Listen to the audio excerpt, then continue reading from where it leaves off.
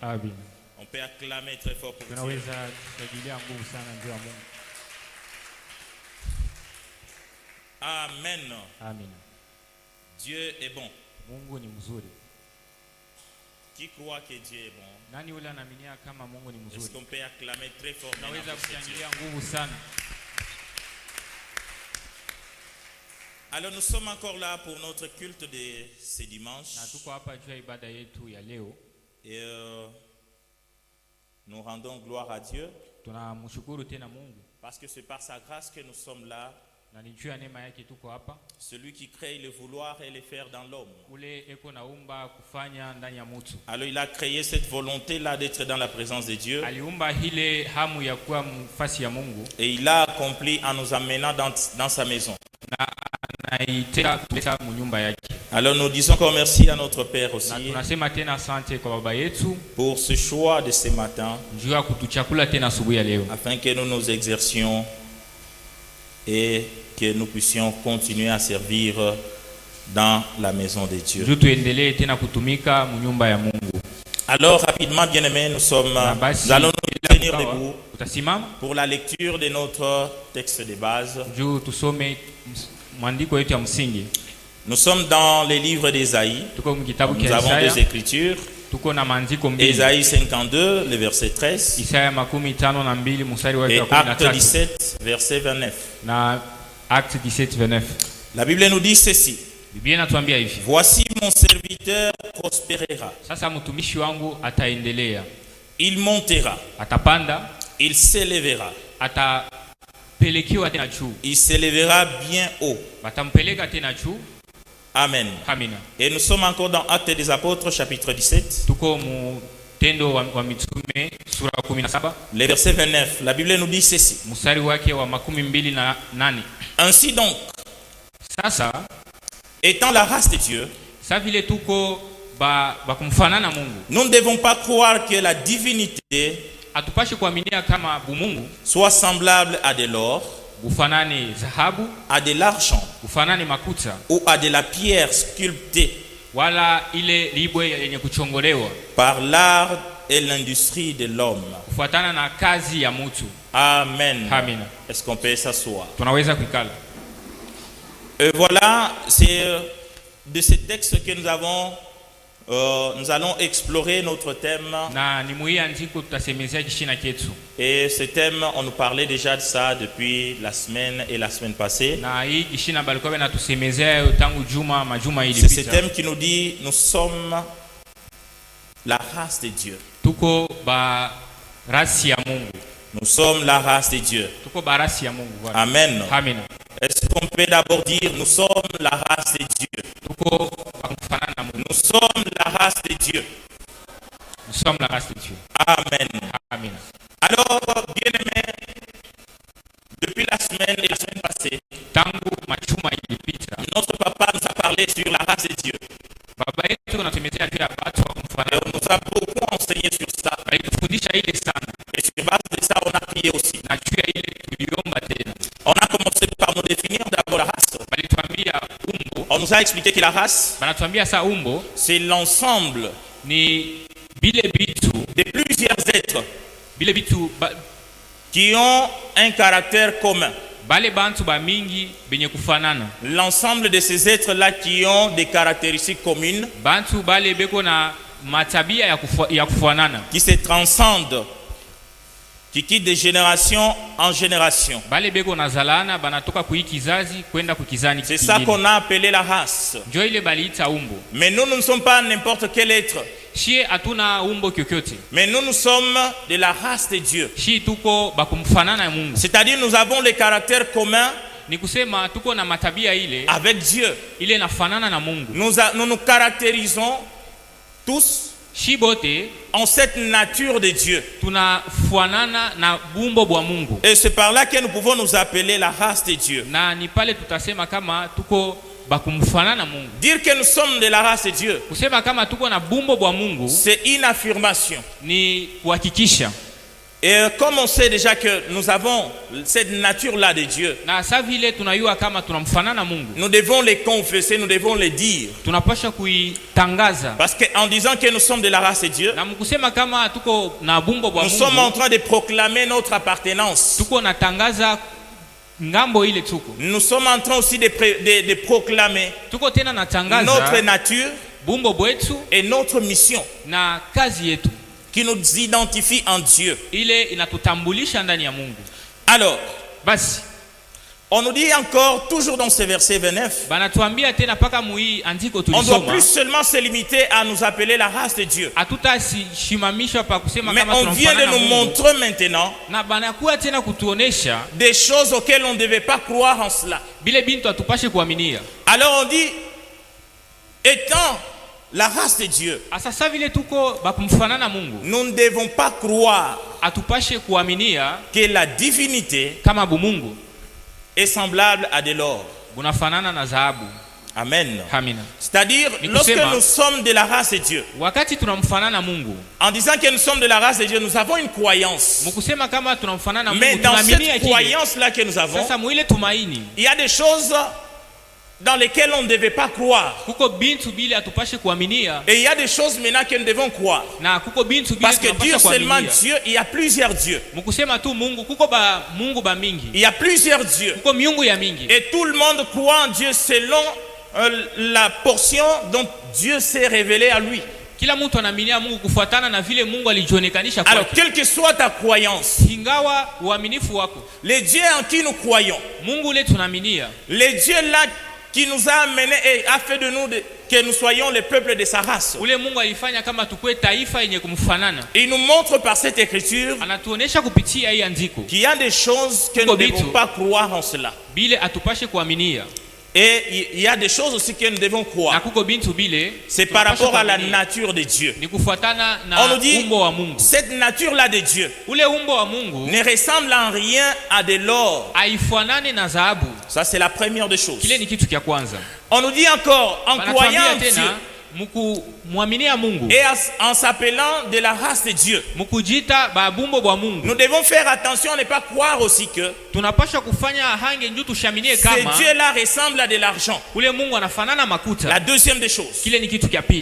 La troisième des choses, on nous dit, Kitu kia tatu banatuambia les dieux en qui nous croyons, ule Mungu et tunaaminia nous disons que nous sommes de sa race, na tunasema kama tunamfanana, nous devons faire attention tunapasha kufanya hange à ne pas penser que ce Dieu-là tushwazie kama ule Mungu ressemble à une pierre sculptée par... anafanana na les mains de l'homme. ile balichongola kwa mutu. Amen. Amina. Donc c'est ça notre Dieu. Njo Mungu wetu. C'est pour dire que nous avons cette nature de Dieu Ni kusema tunamfanana et nous ne Mungu ressemblons à rien, na atufanane kitu à toute chose qui peut exister sur la terre. kukile kitu kinaweza Notre kuwa Dieu hapa ne peut dunia. pas être représenté Mungu wetu abawezi ni par une kumfananisha pierre, wala hata et il ne kutia peut ribwe, pas être représenté hawezi kumfananisha par l'or hata dhahabu ou par l'argent. hata makuta. Et au verset 30, la Bible nous dit Na ceci. mstari wake wa 13 Biblia inatuambia hivi: Dieu sans tenir compte des temps de l'ignorance Mungu bila kuangalia ile wakati wa kutokujua annonce maintenant à tous les hommes anatangazia sasa batu bote en tout lieu mufasi yote qu'ils aient à se repentir. batubu. Amen. Amina. Ici, lorsque Dieu nous montre d'abord, Wakati Mungu anatuonesha il y a des choses que nous devons faire attention avec. kuko bile bintu tunapasha kufanya Lorsque nous croyons être en Dieu, wakati tunaaminia kama tuko nous ne ndani devons ya pas Mungu, comparer ces dieux à de l'or, à de l'argent, à de la hatuwezi pierre. kumfananisha Mungu na makuta wala na Maintenant, dhahabu wala na ribwe. Dieu nous dit, Mungu anatuambia sasa il n'a pas tenu compte des temps de l'ignorance. asikuangalie ile wakati ya Pourquoi? kutokujua. Parce que dans les Juu ya temps nini? anciens, Wakati ya zamani, lorsqu'on voit l'Égypte, wakati tunaona Misri, les Égyptiens avaient leur croyance. Misri balikuwa na Ils comparaient Imani Dieu yabo. à de l'or. balikuwa benamfananisha En Mungu na comparant dhahabu. Dieu à l'or, Mkumfananisha Mungu na dhahabu, c'est là que même ils ont commencé à porter l'or sur leur corps. na ni pale sasa banaanza Et kuvala pour dhahabu les familia Égyptiens, yao. ça signifiait Na quoi? ba Misri bote ilikuwa inafananisha nini? Comme la nature de Dieu Sa vile Mungu, est semblable à de l'or, Mungu anafanana na dhahabu. et lorsque vous portez l'or sur votre Na corps, wakati muna voilà c'est-à-dire vous dhahabu, prenez un peu de nature de Dieu munabeba bule bumbo bwa Mungu et vous devenez aussi Dieu. na munakuya Mungu. Amen. Amina. Et c'est même là que les hommes ont commencé à porter des chaînettes en or et tout, c'était dans l'Égypte antique une pratique. Et nous ici, on nous montre que ce temps-là, c'était un temps de l'ignorance. Assimiler ou comparer Dieu à de l'or, c'est une ignorance. Et Dieu n'a pas tenu compte de ce temps-là. Tout ce que Dieu demande pour nous, c'est de se repentir. Amen. Donc, peu importe la valeur de l'or, il ne peut en aucun cas ressembler à Dieu, notre Seigneur. Pour nous les enfants de Dieu, nous qui nous appelons de la race de Dieu, nous n'avons pas besoin de porter quelque chose pour représenter Dieu dans notre vie.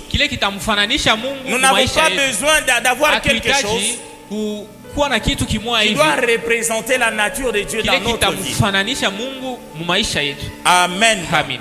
Voilà pourquoi notre Dieu n'est pas comparable à de l'or. Il est vrai que l'or a beaucoup de valeur. Comme aussi il y a beaucoup de choses dans nos vies qui peuvent avoir beaucoup de valeur. Mais ces choses-là, on ne doit pas les comparer à la nature de Dieu. On ne peut pas comparer la valeur des choses terrestres à la nature de Dieu. Amen. La deuxième des choses, on dit, on ne doit pas penser que notre Dieu est semblable à de l'argent. Amen. Il est vrai que la Bible nous dit, l'argent répond à tout.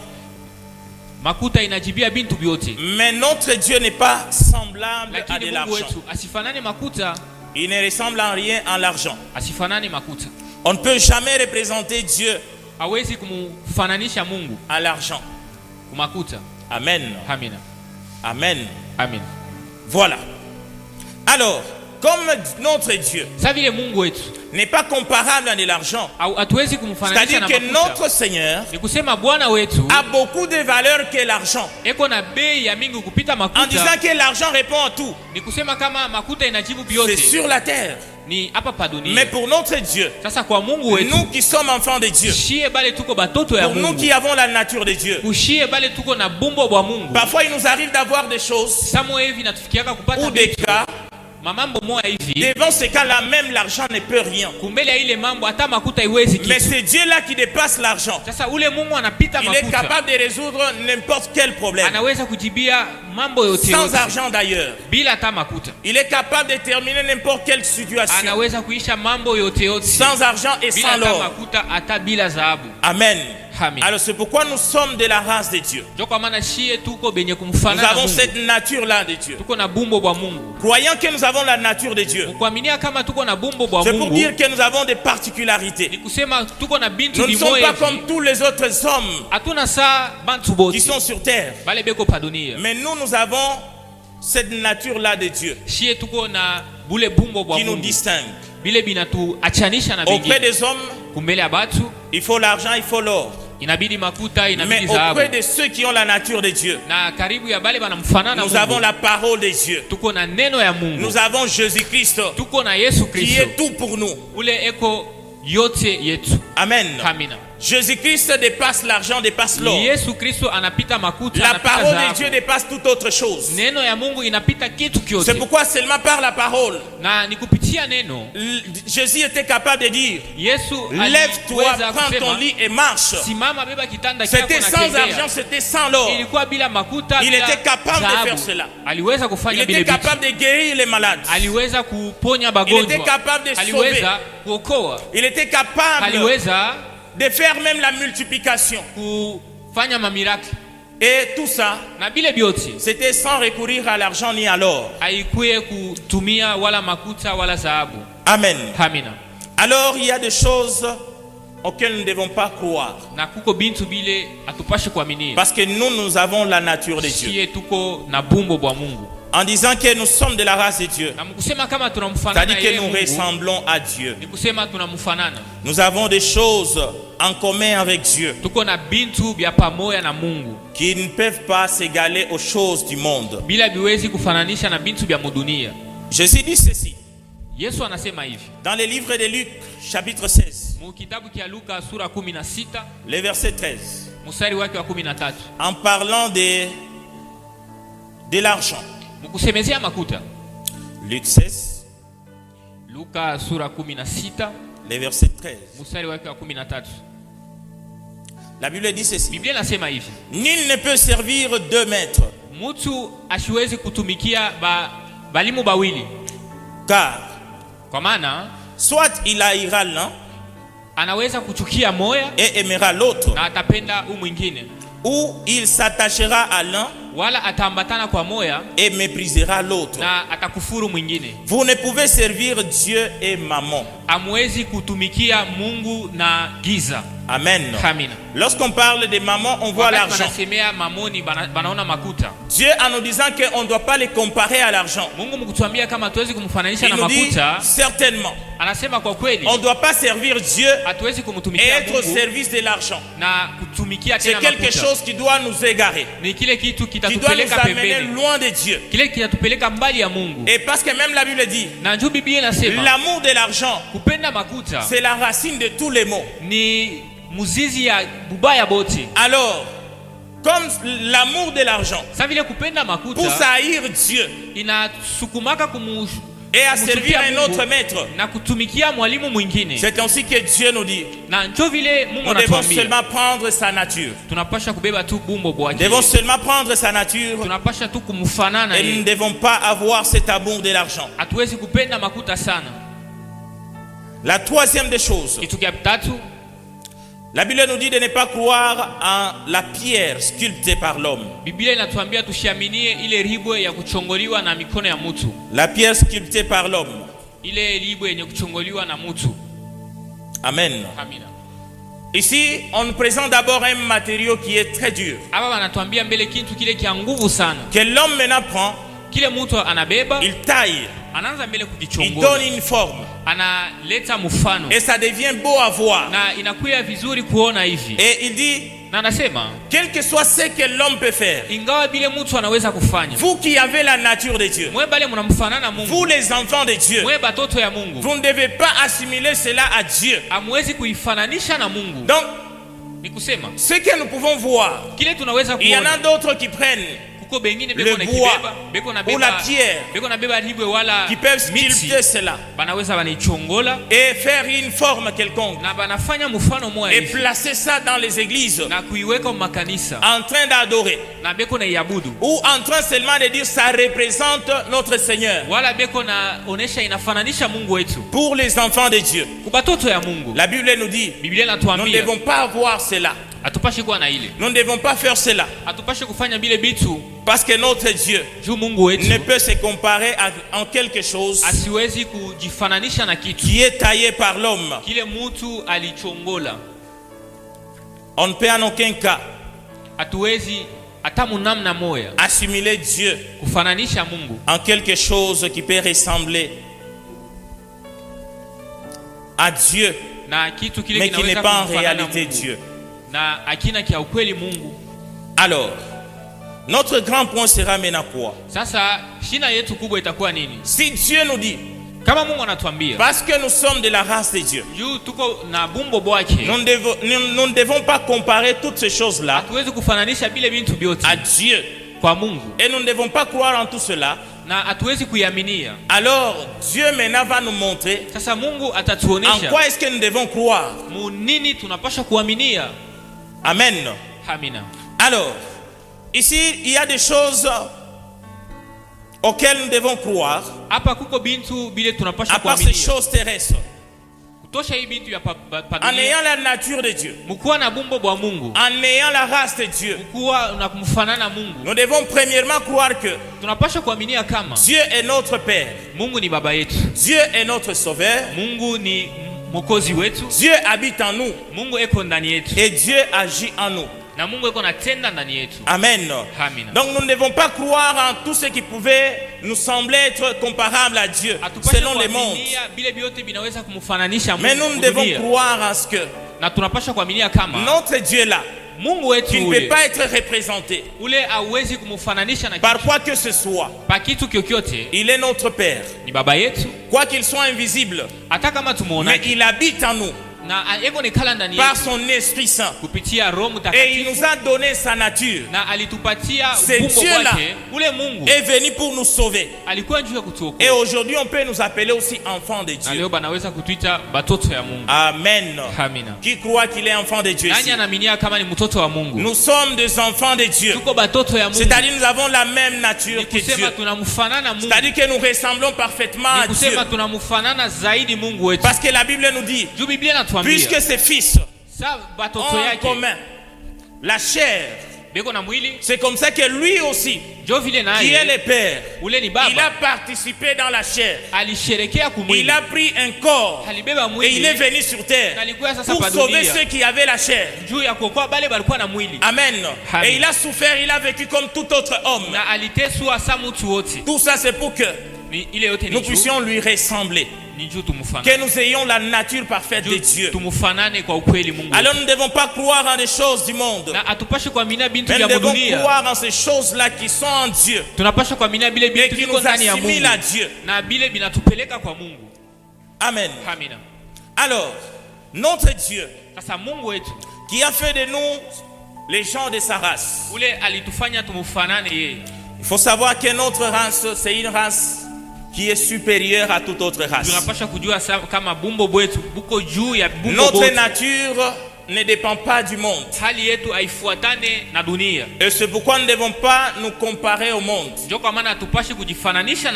devons pas ressembler au monde, mais nous devons en toutes choses ressembler à Dieu. Nous devons en toutes choses vivre comme Dieu.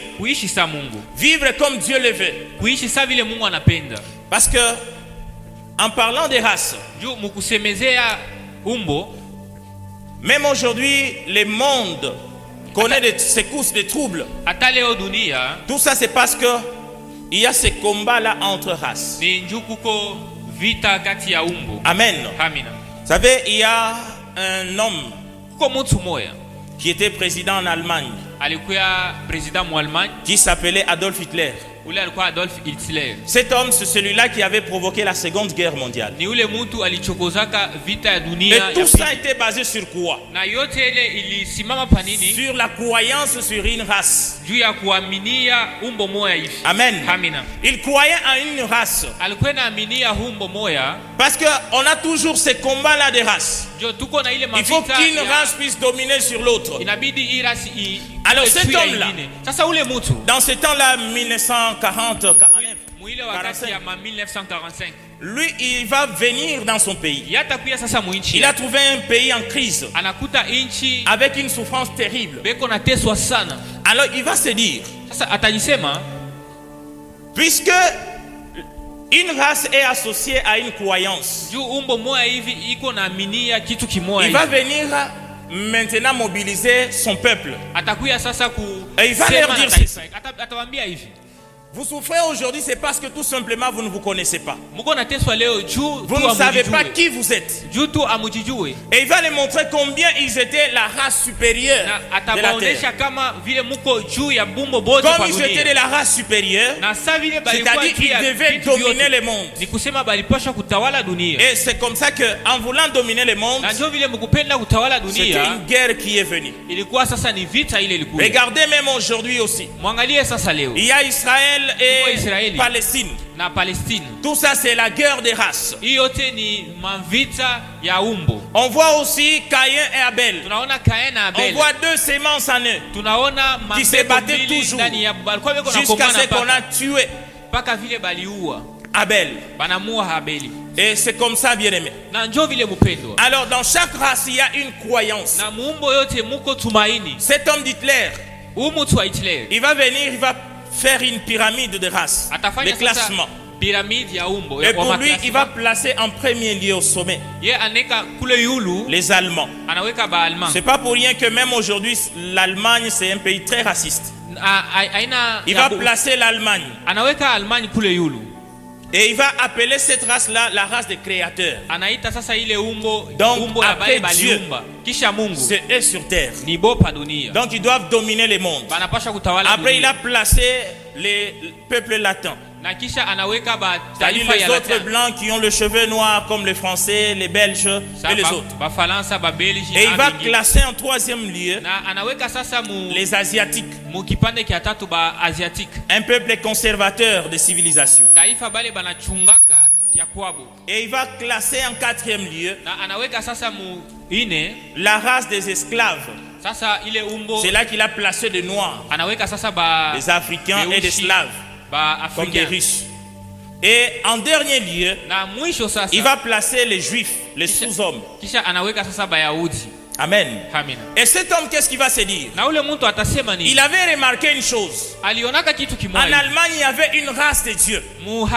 C'était les Juifs qui dominaient l'économie de l'Allemagne, qui étaient partout et qui créaient tout. Alors il va se dire, comment renverser cela? Il va lire dans la parole et il va trouver que ce peuple-là se développe parce qu'il croit que c'est le peuple de Dieu. Amen. C'est pourquoi même nous, quand nous nous appelons la race de Dieu, nous devons vraiment affirmer cela avec pleine assurance. Parce que cette race-là nous détermine qui nous sommes. Alors il va se dire, non, les Juifs ne sont pas un peuple de Dieu, mais le vrai peuple de Dieu. Il va placer d'abord le peuple de son pays. Et puis, il va amener maintenant les autres. Et cette chose-là avait fait monter son pays. Son pays s'est développé. Tout ça à cause de quoi? D'une simple croyance. Parce qu'il se croyait être supérieur. La race de Dieu, la race des créateurs. Mais regardons maintenant aujourd'hui avec les enfants de Dieu. Nous nous appelons de la race de Dieu. Mais lorsque nous regardons maintenant le monde, où est la place de ces gens-là qui s'appellent de la race de Dieu? Amen. Amen. Donc la race de Dieu, c'est la race qui devait être au-dessus de toute autre race. Parce que la Bible nous dit dans les psaumes, ne savez-vous pas que vous êtes des dieux? Mais vous mourrez comme les hommes. Pourquoi nous mourons comme les hommes? C'est tout simplement parce que nous ne croyons pas que réellement nous sommes de la race de Dieu. Celui qui est né de Dieu est Dieu. Celui qui est né de l'Esprit est esprit. Et comme notre Dieu, c'est le créateur, c'est-à-dire nous aussi qui sommes de sa race, nous devons être des créateurs, n'est-ce pas? Mais regardons maintenant aujourd'hui avec ceux qui s'appellent de la race de Dieu, ils sont à quel niveau? C'est pourquoi la Bible nous dit là, étant de la race de Dieu, nous ne devons pas croire la croyance. Tu ne peux rien faire si tu ne crois en rien. Et même notre Dieu là, il agit dans ta vie seulement de la manière dont toi tu crois en lui. Si tu crois en Dieu qu'il peut te guérir, il te guérira.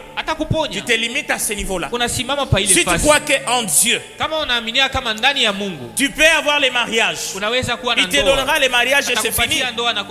Mais si tu crois aussi en Dieu qu'il est le révélateur, il va te révéler. Voyez, donc tout le monde vit et il est conditionné par rapport à sa croyance. C'est le même Dieu, mais qui agit de différentes manières selon ce que toi tu crois en lui. En fait, en Dieu, il y a tout. Et il y a même des dimensions que personne sur terre n'a déjà atteint cela. Et pour que Dieu puisse révéler même des dimensions jamais égalées, Ça dépend de la croyance de chacun. Ça dépend de là où tu te places. Amen. Nous sommes de la race de Dieu. Nous ne devons pas croire que notre Dieu est comparable à de l'or, à de l'argent ou à de la pierre. C'est ainsi que nous ne devons pas aussi croire que notre Dieu se limite seulement à des petites choses. Comment on peut voir quelqu'un qui est de la race de Dieu mais qui est tué par un sorcier? Est-ce qu'il est réellement de la race de Dieu? Comment on peut être de la race de Dieu? Ce Dieu-là qu'on appelle, c'est qui votre Dieu? On l'appelle le créateur de tout ce qui existe. Mais toi, tu n'as rien créé. Tu n'inventes rien. Et même ce que les autres ont inventé, tu l'utilises même mal. Comment tu peux t'appeler de la race de Dieu? Bien-aimé, la race de Dieu, c'est une race supérieure. La race de Dieu, c'est une race de domination. Parce que lorsque Dieu a créé Adam, il lui a placé dans le jardin. Qu'est-ce que Dieu lui avait dit?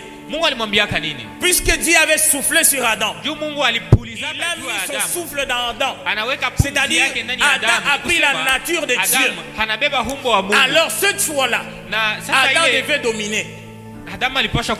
Et Adam dominait dans tous les jardins. Il était le premier roi de la terre. Il dominait tout, pas seulement les hommes, mais tous les êtres. Pourquoi? Parce qu'il avait la nature de Dieu. Mais maintenant toi, aujourd'hui aussi c'est ton temps. Tu as la nature de Dieu. Et qu'est-ce que tu domines? Amen. Si ce n'est que la sorcellerie qui te domine, si ce n'est que la maladie qui te domine, peux-tu réellement t'appeler de la race de Dieu? Si seulement dans chaque prière que tu pries, tu ne fais que citer les autres, montrer combien ils t'ont eu, combien ils sont supérieurs à toi, et tu ne peux rien. Ah, j'aime cette parole qui dit, Élie, c'était un homme de la même nature que nous. Mais lorsqu'il avait déclaré quelque chose, le ciel a écouté. Lorsqu'il a déclaré quelque chose, la terre a obéi. Mais c'était seulement un simple homme, mais qui avait maintenant la nature de Dieu. Oh bien-aimé, comme tu es de la nature de Dieu, Dieu a tout créé par la parole. Ainsi maintenant, toi aussi, tu vas tout simplement déclarer quelque chose et la chose arrivera. Pourquoi? Parce que tu as cette nature-là de Dieu. La nature de Dieu. C'est un homme comme nous. Il a essayé seulement ce jour-là. Et la Bible nous dit, jamais avant lui une chose pareille ne s'était passée. La nature de Dieu en nous. Lorsque nous sommes de la nature de Dieu, nous atteignons certaines dimensions. Lorsque nous sommes de la nature de Dieu, nous accomplissons certaines choses que le monde et les hommes ordinaires ne peuvent pas. Pourquoi? Parce que c'est Dieu-là qu'on appelle le Tout-Puissant, c'est-à-dire qu'il a toute la puissance, habite en nous. Amen. Oui, voilà pourquoi lorsque moi je dis que je suis de la race de Dieu, je le dis avec fier, je le dis avec conviction, et je vise certaines dimensions qui doivent me distinguer des hommes ordinaires, qui doivent faire en sorte que même Satan, à un moment qu'ils disent que celui-ci est de la race de Dieu. Vous êtes de Dieu, mais vous mourrez comme des hommes. Vous souffrez comme des hommes parce que vous ne vous connaissez pas. Nous devons d'abord connaître qui nous sommes. On nous avait dit ici que la race est comme cette sémence-là. La race est dans la sémence. C'est dans ça où il y a tout. Dans une sémence comme graine, il y a tout. Il y a les racines toujours là-bas. Il y a les fruits toujours là-bas. Il y a les feuilles toujours là. Il y a les goûts dans une petite graine. Mais il suffit de faire quoi? De mettre ça dans la terre. Et après vous verrez toutes choses là arriver. Oh, c'est ça la race de Dieu qui est en nous. C'est-à-dire la portion de Dieu là qui est en nous. Dans ça il y a toutes choses. Mais nous devons seulement nous exercer. Nous devons seulement agir. Nous devons prendre notre place. Et ainsi nous allons dominer le monde. Nous devons seulement rentrer à notre place et agir. Nous verrons que réellement nous avons la nature de Dieu en nous. Amen. Est-ce qu'on peut acclamer d'abord pour ce Dieu? La race de Dieu. Nous ne sommes pas des hommes ordinaires. Et nous avons la nature de Dieu en nous. La nature de Dieu en nous. Alors, comme nous sommes de la race de Dieu, ce Dieu-là, il nous dit maintenant ceci ce matin. Nous devons croire en ceci. La première des choses, donc on a montré d'abord c'est en quoi nous ne devons pas croire. On ne doit pas comparer Dieu avec les choses du monde ou les choses qui peuvent passer.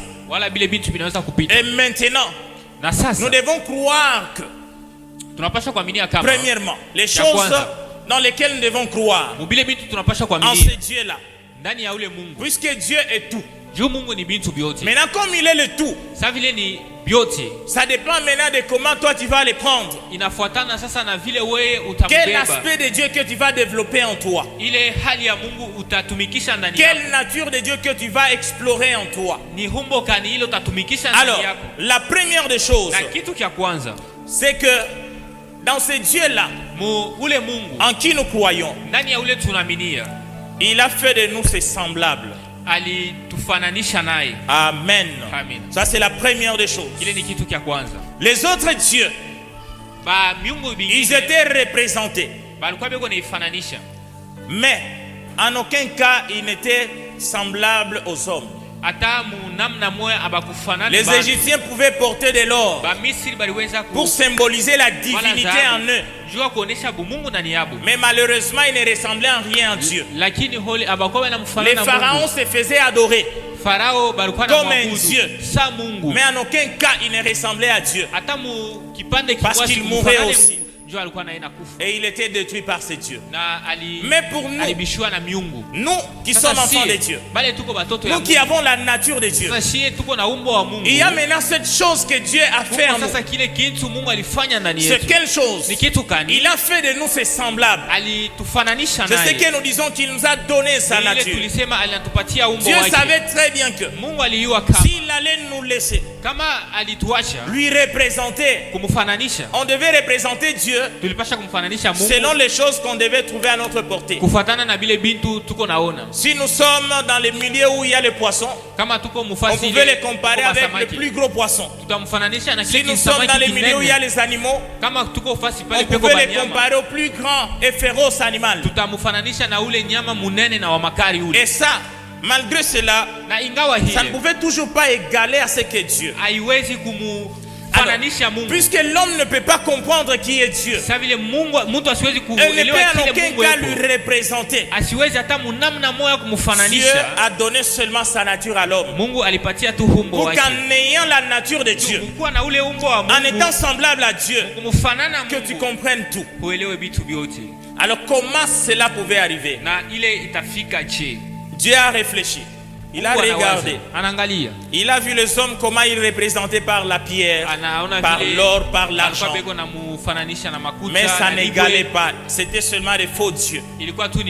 Alors il a brisé les temps d'ignorance. Et il a amené maintenant la connaissance à l'homme. Et en se révélant à l'homme, Dieu fait ceci. Il fait croire en l'homme que c'est lui qui est le créateur de toutes choses. Maintenant, comme l'homme ne peut toujours pas comprendre, Dieu lui-même est venu habiter dans l'homme. Amen. Et c'est ce que la Bible nous dit dans les livres de Jean. Jean 4, le verset 24. La Bible nous dit ceci. Dieu est esprit. Et il faut que ceux qui l'adorent l'adorent en esprit et en vérité. Amen. On nous présente la nature de notre Dieu. Il est esprit. Et pour arriver à l'adorer, il faut que cela soit en esprit et en vérité. Alors, comment maintenant l'homme pouvait adorer Dieu en esprit? C'est-à-dire l'homme devait ressembler totalement à Dieu. Dieu, sa nature, c'est l'esprit. L'esprit est invisible. Alors l'homme aussi devait prendre la même nature pour l'adorer en esprit et en vérité. L'homme aussi doit disparaître. Il entre aussi en esprit pour comprendre Dieu et l'adorer. Alors Dieu, qu'est-ce qu'il va faire? C'est là que maintenant Dieu est venu. Il est venu s'installer en l'homme. Malgré que l'homme a la chair, Dieu est venu habiter en lui pour que l'homme puisse comprendre ses dieux. Et c'est pour cela, lorsque maintenant Dieu habite dans l'homme, l'homme prend la nature de Dieu. Parce que la Bible dit celui qui est né de l'esprit et d'esprit. Celui qui est né de la chair est chair. Alors puisque nous sommes nés maintenant de l'esprit, c'est là que Dieu parle dans Acte 1:8. Il dit, mais vous recevrez une puissance. Le Saint-Esprit. Amen. Le Saint-Esprit. Dis d'abord le Saint-Esprit. Le Saint-Esprit surviendra sur vous. Et vous serez mes témoins. Ah, j'aime ce qu'il dit là. Vous recevrez une puissance. Le Saint-Esprit surviendra sur vous et vous serez mes témoins. Ah, c'est ça la puissance de Dieu. Nous devons l'adorer en esprit et en vérité. C'est-à-dire prendre la nature de Dieu, ressembler à Dieu. Et maintenant, ressemblant à Dieu, il nous donne une puissance. Son Esprit Saint vient sur nous, habite en nous. Et c'est là que nous témoignons maintenant que Jésus est Seigneur. C'est là que nous témoignons vraiment. Jésus sauve. C'est là que nous témoignons que Dieu est grand. C'est là que nous témoignons que Dieu est le Tout-Puissant. Amen. Voilà ce que Dieu est. C'est pourquoi nous devons toujours chercher à prendre la nature de Dieu. Prendre la nature de Dieu. La nature de Dieu. Dieu a laissé d'abord à côté ce qui est visible, c'est-à-dire le corps. Et il dit, pour lui, il faut seulement l'adorer en esprit et en vérité. Et lorsque vous avez son esprit en vous, vous avez une puissance. Amen. Une puissance.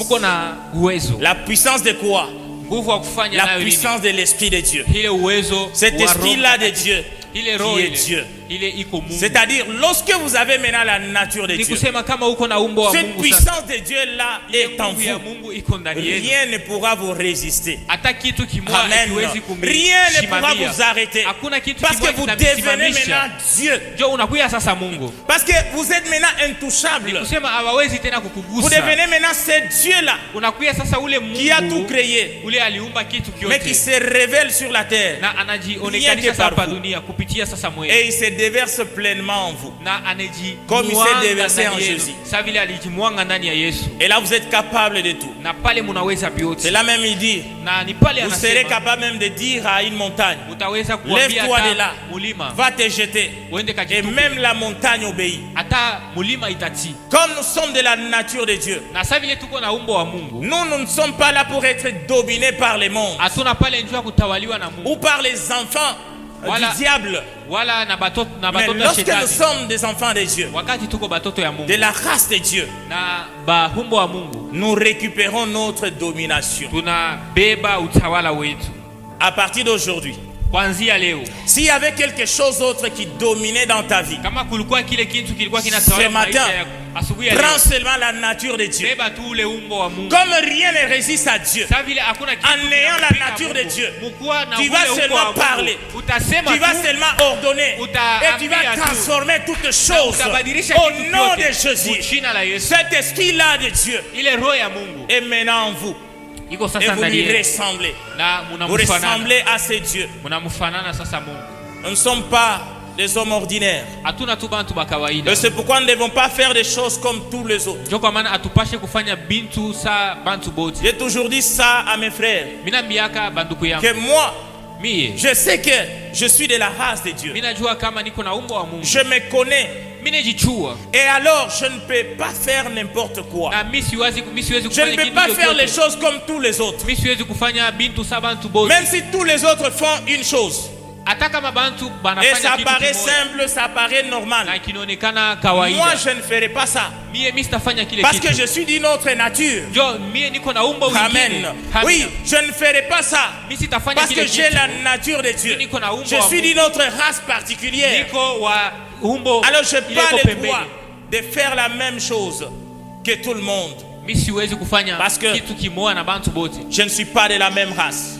Vous savez, la race influence. On a dit que une race amène une croyance. Nous, quand on grandissait avec les films des Chinois, les Kung Fu. Et à chaque fois quand je voyais un Chinois, moi dans ma tête je me disais déjà, donc ce Chinois ici, il maîtrise bien le karaté. Voyez, tout ça c'est quoi? C'était la race qu'on nous présentait. Des gens qui étaient forts en Kung Fu. Voyez, une croyance qui accompagne. Et c'est comme ça. Maintenant pour nous les enfants de Dieu, le monde doit savoir une chose, que même s'il y a des choses qui sont impossibles pour tous les autres, nous devons appeler ceux-là qui ont la race de Dieu. Nous devons chercher ceux qui ont la nature de Dieu pour décanter cette situation. Nous devons consulter ceux qui ont la nature de Dieu pour mettre fin à certaines choses. Les enfants de Dieu, nous sommes de la race de Dieu. Nous sommes cette race-là supérieure. Il a mis une puissance en nous.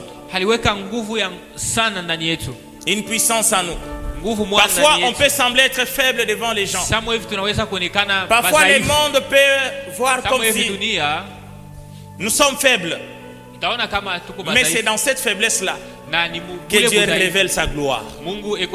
Parce qu'il a pris seulement ce petit corps-là que tu es, et il a mis une grande puissance en toi pour accomplir des miracles. Amen. C'est ce que Dieu a fait. Oh, Satan aussi a cru en ça. Lorsqu'il commençait à faire souffrir Jésus, Satan se disait, là c'est fini. Alors que toute la puissance de Dieu était dans ce jeune homme-là de 33 ans. Et c'était dans la faiblesse qu'il a révélé la nature de Dieu, la race de Dieu. Et il a vaincu Satan. Puisque Jésus a vaincu Satan, il nous a laissé aussi le même pouvoir, cette même puissance des vainqueurs. Parce que la Bible nous dit, nous sommes plus que victorieux. Nous sommes plus que vainqueurs. C'est grâce à qui? À Jésus. Parce que sa nature est en nous. Amen. Et c'était passé aussi avec Samson. Vous savez, Samson, lorsqu'il est né, il y avait des conditions. Il ne fallait pas couper ses cheveux. Il fallait qu'il soit tressé. 7 tresses sur sa tête. Et c'était grâce à ces cheveux-là qu'il tabassait les Philistins. Et pour Samson, il pensait que c'était seulement grâce à ses cheveux-là. Mais lorsque je regarde, je trouve que en soi, ce n'était pas les cheveux qui arrivaient à vaincre les Philistins. Parce que pour la première fois que Samson devait révéler la gloire de Dieu, devait battre les Philistins, la Bible dit ceci: Samson fut saisi par l'esprit. En étant saisi par l'esprit, c'est là qu'il a battu l'ennemi. Amen. Oh, ce matin, soyez saisis par l'esprit afin de vaincre tous les ennemis, afin de vaincre les sorciers. Saisis par l'esprit. Oh, ce n'est pas la prière, ce n'est pas les sacrifices, mais c'est l'esprit de Dieu qui va agir en toi. C'est l'esprit de Dieu qui te donnera la victoire, parce que c'est cette nature qui est en toi. Et lorsqu'on a rasé la tête de Samson, il s'est dit, là c'est fini, parce que c'était les cheveux qui m'aidaient à vaincre. On a crevé même ses yeux. Il s'est dit même, inutile d'essayer, parce que moi on m'avait dit, ma force c'est les cheveux. Or c'était l'esprit de Dieu. Amen. C'était l'esprit de Dieu qui était en lui. C'est-à-dire, il prenait la nature de Dieu pour vaincre l'ennemi. Il prenait la nature de Dieu pour révéler la gloire de Dieu. Il prenait la nature de Dieu pour défendre Israël. Et c'était l'esprit de Dieu qui était en lui. Jusqu'au jour où Samson va se dire, là c'est fini. Mais c'est là maintenant que Dieu va révéler que ce n'était pas seulement les cheveux qui lui donnaient la victoire, mais c'était la nature de Dieu qui était en lui, qui lui accordait la victoire. Et la Bible nous dit ceci, dans Juge 16, Juge 16, les versets 28. L'homme qui avait mis toute son espérance dans les cheveux. Mais après un moment, il va comprendre que non. N'est-ce pas Dieu a dit? Il prend des choses faibles pour confondre les fortes. N'est-ce pas Dieu a dit? Il prend les choses folles du monde pour confondre les sages. La Bible dit, alors Samson invoqua l'Éternel et dit, Seigneur éternel, souviens-toi de moi. Je te prie, ô Dieu, donne-moi la force. C'est-à-dire l'esprit de Dieu. Donne-moi la force cette fois, que d'un seul coup, que je tire vengeance des Philistins pour mes désieux. Ah, il a compris maintenant cela. Lorsque Samson avait ses cheveux, il voyait, parfois il pouvait se tromper. Il pouvait représenter Dieu par les cheveux. Mais Dieu a permis qu'à un moment, que ces cheveux-là soient rasés, qu'ils soient aveugles, pour vaincre maintenant, afin que ça soit un aveugle qui ne voit même pas de quel côté vient l'ennemi. On a crevé les yeux. On a rasé les cheveux. Et c'est là maintenant que la Bible dit, au verset 30, la Bible dit, ce jour-là, les gens que Samson a tués, c'était un grand nombre que tous ces gens qu'il avait tués pendant qu'il était en vie.